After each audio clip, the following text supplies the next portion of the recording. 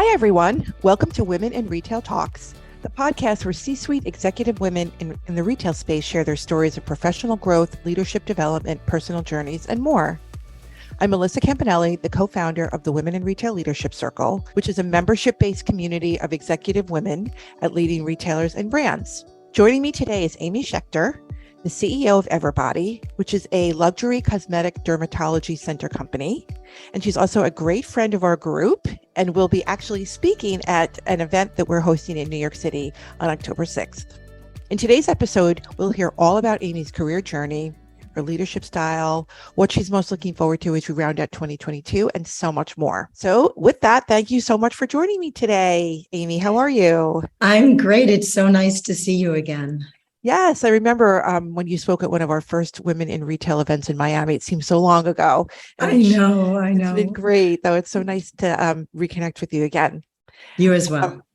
So let me jump into some of these questions. I know our audience is going to love to hear from you. So tell us a little bit about your career journey and how you came upon Everbody. So what sort of attracted you to it?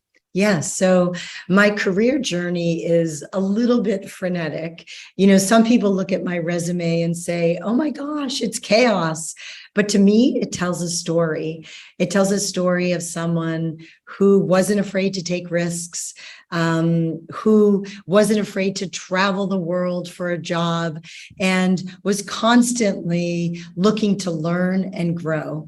I have spent, 20 plus years in major fashion companies, from big ones to small ones to startups. And over the past couple of years, I had the good fortune of working for a company called Glam Squad, which is on-demand beauty services. And it was a digitally native business, which was a little bit different for me. My career at brands like Diesel and Liz Claiborne and Tory Burch and C. Wonder and Donna Karan, it was a very different kind of business for me.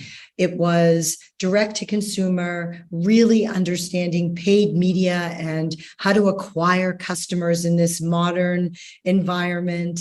And of course, the pandemic hit.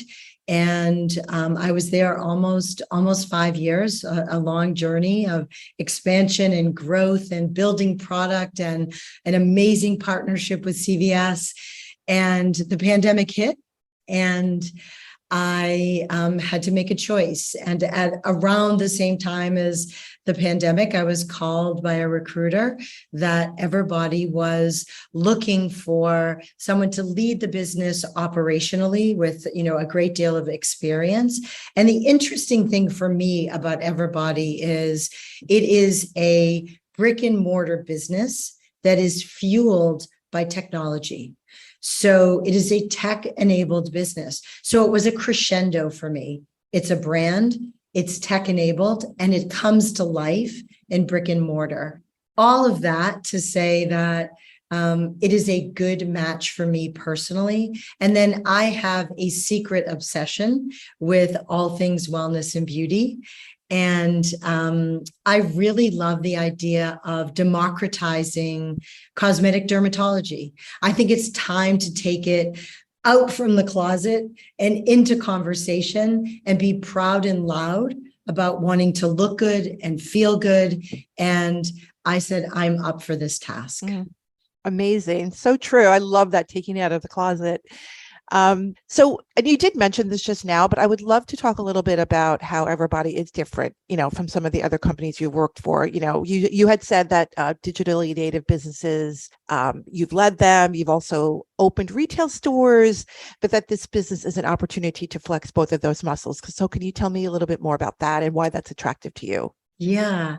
So let's talk a little bit first about why Everbody is different. So Everbody is cosmetic dermatology that's focused on the full body. It is not just a place that offers Botox and filler. We create wellness programs that are personalized to each individual person. And so what does that mean today? I think cosmetic dermatology in the past was pretty targeted to one particular type of woman. We at Everbody are for everybody. So a big pillar of our differentiation is targeting to every tone, texture, age, and gender. And that's a very important attribute today, I think, around being a CEO in this current environment.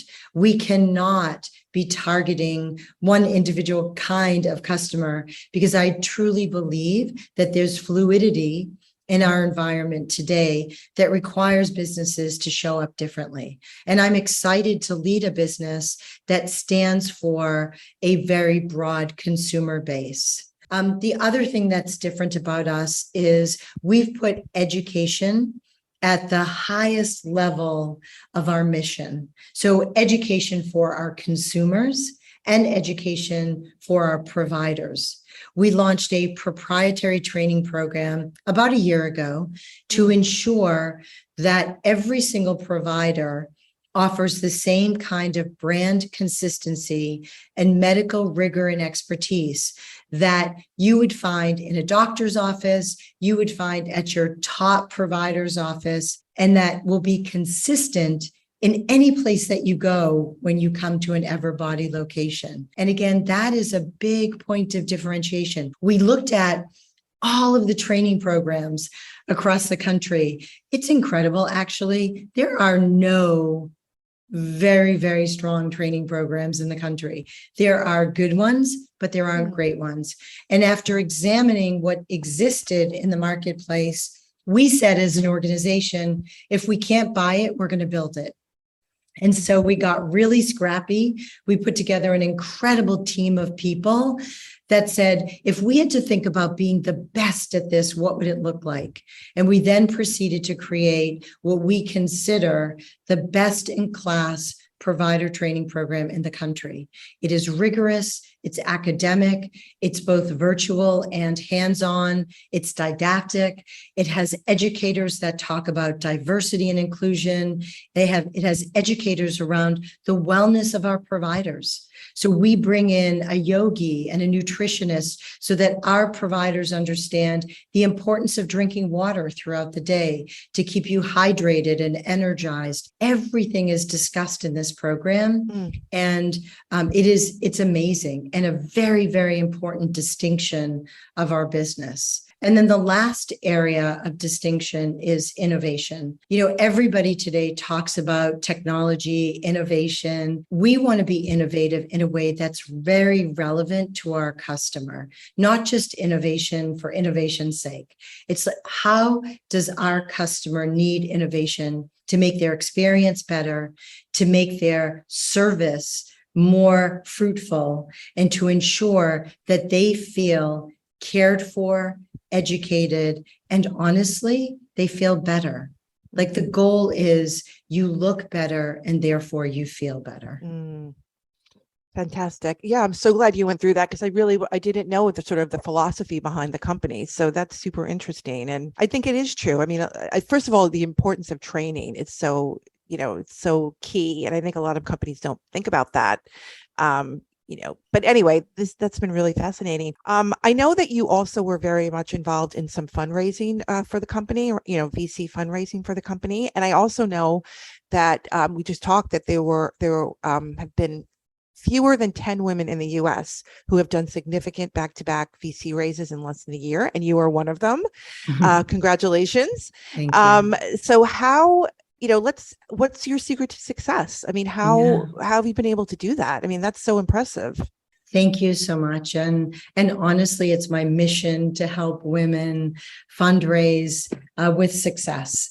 I don't know how much you know about it, but there was an article released not too long ago that said, hooray, there's more fundraising going to women than ever before. And I was like, this is fascinating. I love this. What's the statistic? And it went from 1% to 2%. So 2% of all of the funding is going to women-led businesses, which means the converse of that 98% of funding is going to people other than women. So that is, for me, a staggering statistic. It's staggering, and not one that, that I'm happy about, to be very honest with you. So for anyone out there listening, I am on this train to ensure that women who are in leadership positions have a little bit more knowledge around what to do before and during the fundraising process. And I think it's a couple of things. I think, women tend to be more humble and a little bit less ego driven.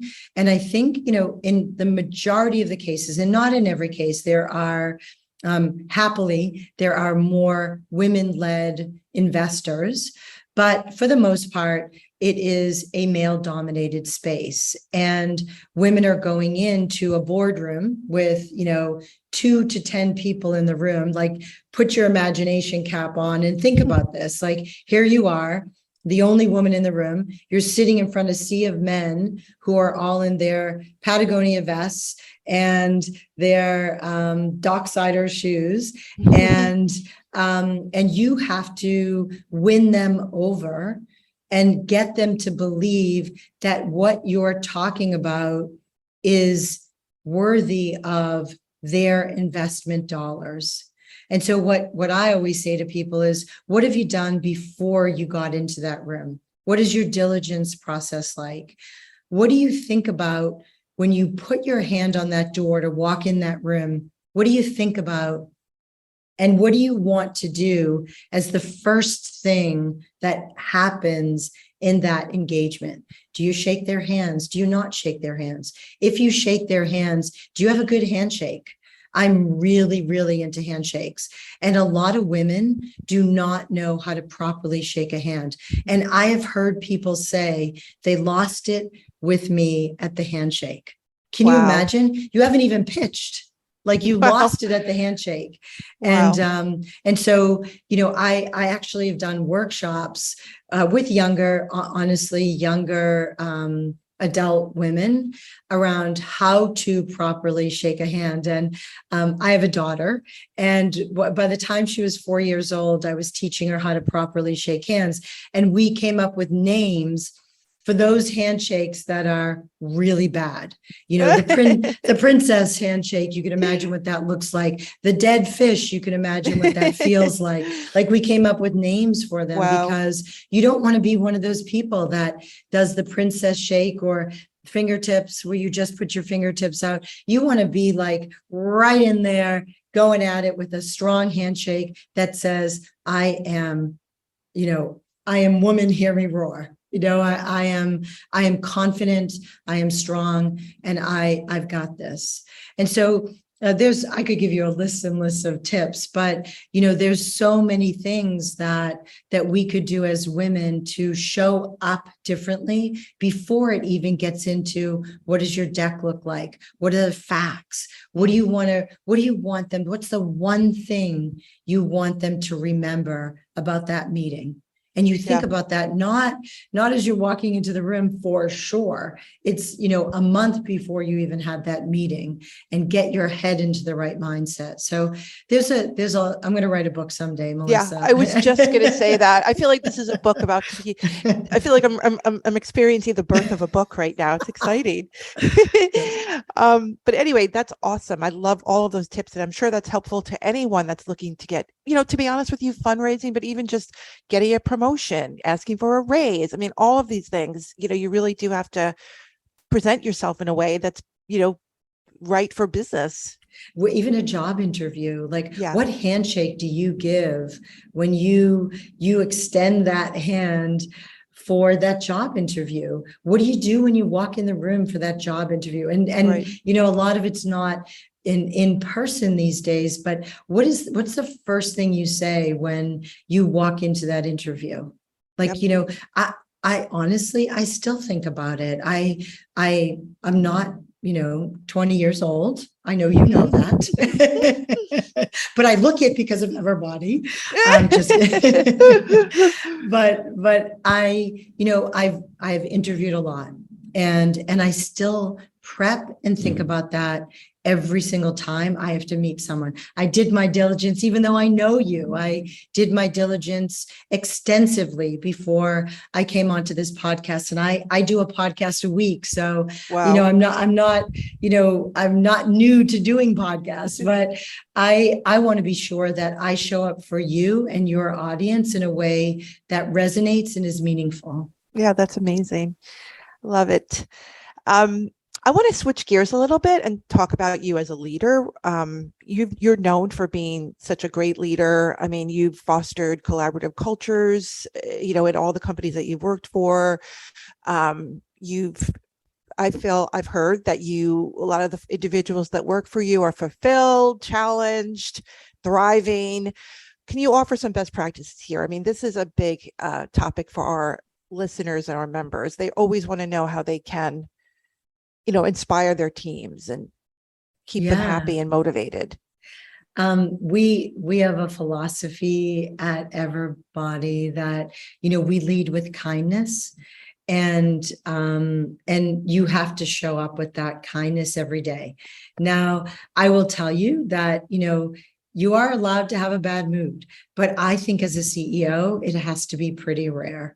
I think showing up every day the same with integrity and kindness and honesty and care is something that comes with the job. It's kind of like a parent. You don't really get to have bad moods when it comes to raising your kids. It should be something that, your bad mood is yours and you deal with it. And I don't think it's something that, sure, you have partners and relationships and you want to share your bad mood, but I don't think it's fair to put your bad mood on your company. I think you have to show up every day with confidence, with an eagerness to win, with a contagion around the passion that you have for what you're doing. And I think that breeds an environment that feels cared for. They feel happy and they're excited. It doesn't mean we're not having tough conversations. You have to have tough conversations sometimes, but it doesn't mean that the tough conversation doesn't have to happen with kindness. Even if you're exiting an employee, it has to happen with kindness. And, I always say to our team that I want people to leave our company feeling as though we took care of them, even if we're exiting them. I've been exited from a company. I know what it feels like to have your job eliminated, and it wasn't done well. I can tell you it wasn't done well. I wasn't prepared. Nobody told me that we were downsizing the business. It was all of a sudden you woke up on a Thursday. It's very old school. It wouldn't be done this way. But, we woke up on a Thursday and, a whole group of us were eliminated because the company was downsizing. It happens. I understand that. But I don't want it to be that way for people that are part of our community. I think if that's something you have to do, then the exit should feel the same as you're leading your company with integrity, with kindness, with care, with transparency. Transparency. Yeah. I mean, it's so interesting. When you're speaking about parenting, I'm a parent. I'm sure a lot of our listeners are, and it is a lot like being a parent. Love and lessons, and just making people feel secure and safe. Is a big part of it, I'm sure, to keep a good, happy team. So look, it's a competitive job market right now, and we know this. We have very, very little attrition. The provider community is a very, very competitive environment. We've lost very few people, very few. And in our organization, very few people have left. And so people say, even our board says to us as a leadership group, why do you think that's the case? Because in our other portfolio brands, people are leaving right and left. And we want to be a company that people don't want to leave. If you have a problem with anything that's going on in your job, I would much rather hear about it. And so would our leaders. You have to be able to have the executive presence to care for yourself as well. And we want people within our organization to be a manager of their career. And we want to listen because we want to know what you need in order to be successful. We have a thing, it's called shout outs. And the first Tuesday of every month, we allow all of the people in the company from all over, regardless of where you're located, come onto a Zoom call, and the company shouts out each other. Oh, You did this wow. well. You did this well. I love this about you. And every single person who gets a shout out, their name gets on a piece of paper that goes into a hat.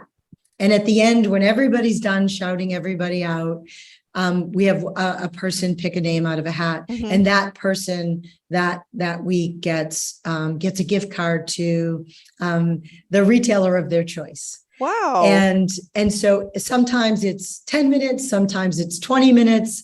As we've grown, it's gotten longer, but we're not going to stop doing it.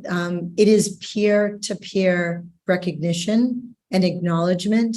It is recognition. Sometimes it's to our store managers, to our provider staff.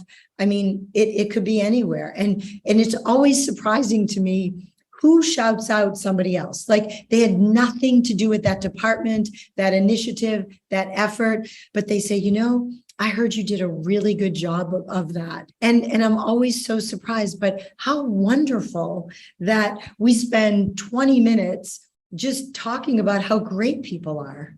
That like is how amazing. Fantastic. And it's not me saying it. I do have my shout outs that I do. But it's everybody else shouting out everybody else. And I always have goosebumps by the end of it. I love it. That's such a great idea. That's something that I'm sure some of our listeners could probably steal, and maybe even we could steal here. It's so great. Okay, jumping ahead, you obviously are working for a wellness-based company, and well-being and mental health and wellness are so important today to employees. We read about it, we hear about it, we're living it. And you kind of talked about this a little bit, but maybe you could go into a little bit more detail about the wellness part. I mean, what do you do to make sure your employees feel healthy and safe? And then along the same lines, as a leader, you must understand the importance of staying healthy mentally and physically. So tell us about what you do there. Okay, thank you. Sure. I love that question.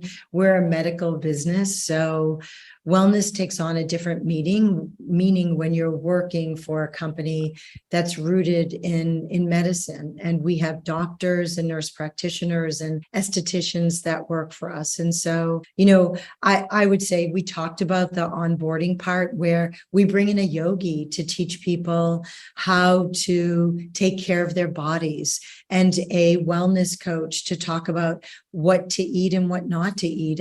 It's up to you whether or not you follow it, but giving guidelines around what gives you energy. How do you maintain? Because energy is mood. Like if you have no energy, it's hard to walk in and say, hey, everybody, how are you doing? Because you don't have the energy to do it. So we focus a lot on energy. We did about a year ago, we did a series of yoga workshops in the evening with our team. And we've moved on to other things around wellness, but we're always looking at ways that we can integrate wellness into the lives of our team, whether it's our medical staff or our service team, our headquarters team. We also, I think that mental health isn't just about providing mental health services. I think mental health is actually how you treat people every day and how you care for them. I think knowing people, as opposed to just employees, is something that we are fostering as a community. Everybody knows we spend more hours with the people that we work with than the people that we live with.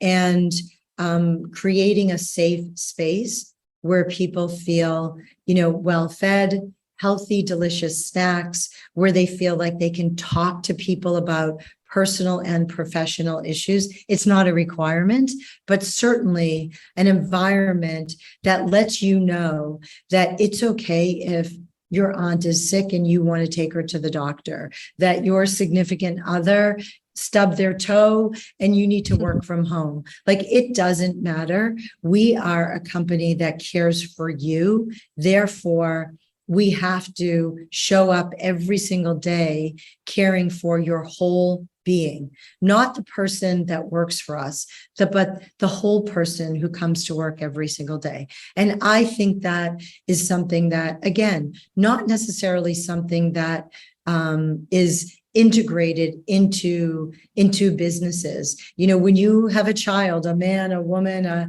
a multi-gender, it doesn't matter. If you're bringing someone into a new being into your home and you have to figure that out, we're going to be there and we're going to show up for you every day that you have to do that.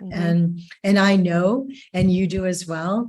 I've worked for some big companies while having a child, and it's not necessarily, I think it's better, but it's not necessarily like that. And we want to show up like that every single day.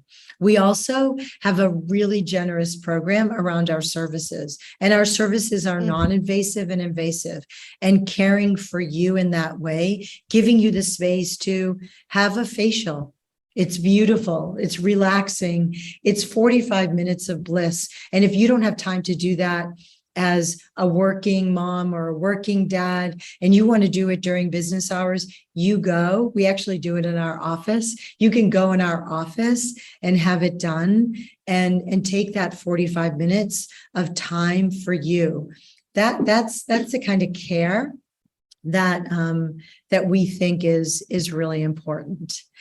And then, that's around our employees. And then for me personally, I'm, people that know me know that I'm pretty much a health-oriented person. I'm a vegan. Wow. I drink 70 plus ounces of water a day, and I monitor my water intake like a crazy person. So everyone knows when I'm running to the bathroom 45 times a day, it's because I am drinking a ton of water. I am really healthy about fitness and mindfulness. I try to meditate every single day. I may not meditate every day, but I try, but I definitely don't do it every day. But I really try hard to center myself for myself, but also for the people I have to engage with every day. I talk to a lot of people every day, and I want to show up clear and open and generous every single day. So important. The importance of taking care of yourself to be a good leader. I just don't think people think about that too much, but it's so important. And I love the water. Water is such a important thing, and it's so many people don't drink as much water as they should. I just had a conversation with my elderly mom about this. I'm like, how much water are you drinking a day? They just don't do it. So they don't. That's a great reminder. Remind me to give you a link for a water bottle for your mom. That's funny. And I love that. It's a funny water bottle, but it's a jug. It's not a bottle, as to how much she should be drinking, because definitely as we get older, it's really important to drink more water, not less. And you almost have to, for me, I create a competition with myself, and everybody on my team knows that I'm a water person and always offering water. How much water have you had today? And how much green juice have you had today? And when we bring lunch in once a week, and I'm always like, okay, you guys can pick, and because if I pick, it's a very healthy choice. So we do have pizza once in a while, and everybody loves it. So I'm not a pizza eater, but we do it. But I really love those healthy lunches. That's great. Couple more questions. Sure. I could talk to you all day. But so mentorship. Before this call, we talked a little bit about how you're mentoring some women right now. Why is mentorship important? How has it been important in your career? And maybe you could talk a little bit about the mentoring that you're doing now. Sure. Amazing topic. I love this topic. I do. I believe that the statistics are out there, right? I'm not making anything up that you can't Google search. There's a Harvard business case study done that said men will put their hat in a ring for a job if they have 20 to 30% of what it takes to do the job. Women will put their hat in the ring if they have 95% of what the job description says. That statistic to me, it just speaks volumes for why women need mentors. There were not a lot of mentors, female mentors for me. I had some good male mentors. I'm a little bit older and grew up in an environment where I didn't see a lot of me represented in any room that I went into. I've told this story a few times. I went into a very, very big brand meeting where I was leading the meeting. I walked in, it was a sea of men. I walked into the room and one of the senior level men turned to me and said, "Honey, we need a little more coffee." Oh my goodness. And I said, "I'll get the coffee right after this meeting." That is how old I am. I know it's better today, but they thought I was there to do coffee service as opposed to lead the strategic meeting that was going to take place. Obviously, he had not done his homework. He didn't look to see who was leading the meeting, or he didn't care because I was the only woman in the room. So I don't, things have changed since then. And I only share it to say my journey has been different, but I truly believe in paying it forward. I have done a lot of education and training about personal brand building for women. I've gone into school systems. I've gone into sleepaway camps. I've gone into the Y. I've gone into, inner city community centers and just talked about how you show up, what your social media says. What do you do on LinkedIn? Like, what does your LinkedIn look like at 20, at 25, at 30? How much attention are you paying to the words on that page? Because today, so much of the research done by HR, recruiting, even recruiters, it's done through social media. It's done through LinkedIn. It's done through other channels. I'm obsessed about how your brand shows up. Your personal brand shows up. Because if you are going on a job interview, if you are trying to do outreach and network, the first thing people do is they look at one of those channels to see how you show up. And if you have, I can't tell you how many resumes I get with misspelled words, senior level executives, they don't, improper grammar. LinkedIn profiles that have inconsistencies in them. I look at that. So, if I'm looking at it, so does everybody else. You can't have that. You can't.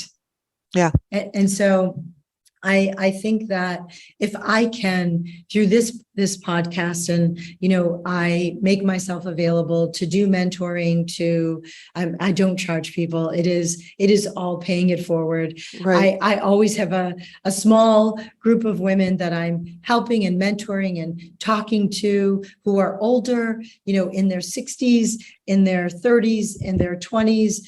It doesn't matter, because we need it at all ages. I still reach out to mentors. I still have workshops that I attend. I do a monthly workshop that I attend to learn more. And I have friends that I tap into when I have questions that I don't know the answers to. And, I don't know everything. I have to be a student. I have to be vulnerable. Otherwise, I'll stop learning. And if I stop learning, I'm dead. I can't. I love the idea of always learning. And I think when certain leaders, reach a certain level, they don't think they need to improve, or they're sort of at the level that they are for a reason, and they don't need to improve. But, I feel like no matter your title, you should always be trying to improve. I don't know if if you've been following the US Open. I've been watching it really closely. Yes. And Yes. it's so fascinating to hear some of these champions, talking about how they're going to, learn from their next set or their next game or their next match, and they're trying to improve, even though they're the number one players. So I think that's really important to It always remember is. that. It is. I think if you are a leader who has stopped learning, your culture is probably pretty crappy, because I don't have all the answers, nor do I want to have. Even if I have an answer, sometimes I don't give it. Sometimes I ask the provocative question and say, what do you think the answer to this is? And give other people the opportunity to come up with something new. And maybe my answer was, a 90s answer or, a 2000s answer. We have to be perpetual students in order to make our business relevant for today's consumer, because today's consumer is a compilation, for me in particular, my customers from 20 to 80. It's a very, very wide consumer. I want to know what a 20-year-old is thinking about. And certainly, I happen to have a 20-year-old daughter, so it's a bad example, but I ask all the time, like, where do you go to? Her holiday list for me came from Instagram. I was like, what is this? Like, you don't want me to go to Bloomingdale's or Saks? Or she was like, no, or Urban, I think that's cool. She's like, no, this follower has this from this, and it's all D2C. Like, right. I want to learn every single day how to be relevant and make our company relevant. And that's going to happen from the collaborative effort of everybody that's working in our company. Mm-hmm, definitely. So in closing, because we're actually running out of time, what are you most looking forward to personally and professionally this year? We sort of always ask this question at the end of our interviews, because we just love to hear what folks are thinking about. So professionally, we are climbing Mount Vesuvius. The second half of our year is enormous, and it is going to challenge everybody in our company to think differently, to work differently, and to accomplish things that, we talked yesterday as a team. We're a little nervous, we're a little nervous about what's ahead of us. But I'm super excited to see our company shine in the next 4 to 5 months through the end of this year to do things that could be considered impossible. We're going to open a lot of stores. We're going to launch with some new products. We're going to change our training and education program to up-level it. We're going to be launching internal employee education platforms that are amazing for our director and manager level executives. There's a lot ahead of us professionally, and I'm really passionate about it. I'm so excited. So that is my personal vision, my professional vision for the remainder of this year. And personally, I woke up this morning, I took my first vacation this summer, and I don't want to tell you how many years, because it's not good, but it was a long time, a vacation where I actually didn't work every day. Well, I worked every day, but only a little bit, but really where I took vacation. And I came back from that vacation and said, I'm not going to do that again. I am not going to let so much time pass between taking time for me and my family. And so I woke up this morning and I said, okay, I've been back a month. It's time to plan our winter vacation with intention. Like I usually say it and then never do it, and then can't get in anywhere. December 23rd, looking for that December holiday. Why is there no room in any of the hotels? Why is there no flights? Because I planned it, December 22nd or 23rd. So I woke up this morning and said, in my meditation and caring for me, I am going to plan our next family vacation for January after the holidays. So in a retail business, it's hard to take business during the holidays, but January is a good time. January is perfect. Yes. So where did you go on your vacation for the first time? We went to the Greek islands. Oh, how fabulous. How fabulous. That's awesome. It was fabulous. Okay. Well, Amy, this has been a pleasure. I really enjoyed speaking to you. I feel, you've shared so much great information that our listeners are going to really appreciate. It's just great talking to you personally. Good luck with everything. I'm excited to learn more about your company. And I'm excited to see you in person at our event in October. So thank you so much. And I hope you have a great rest of the week and day.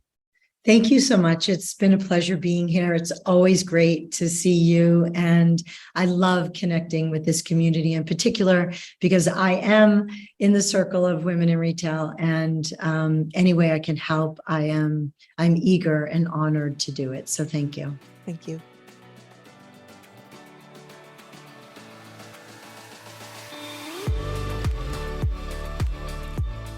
Thanks for listening. For more information on this podcast, please go to womeninretail.com/podcasts for show notes. Women in Retail Talks is available on Apple Podcasts, Google Podcasts, Stitcher, and Spotify. Make sure to subscribe on our podcast channel page as well. If you've enjoyed this episode, please take a few moments to rate and review our show. Lastly, if you're a female retail leader interested in joining our community at Women in Retail Leadership Circle, visit womeninretail.com/apply. Thanks, and until next time, this has been Women in Retail Talks.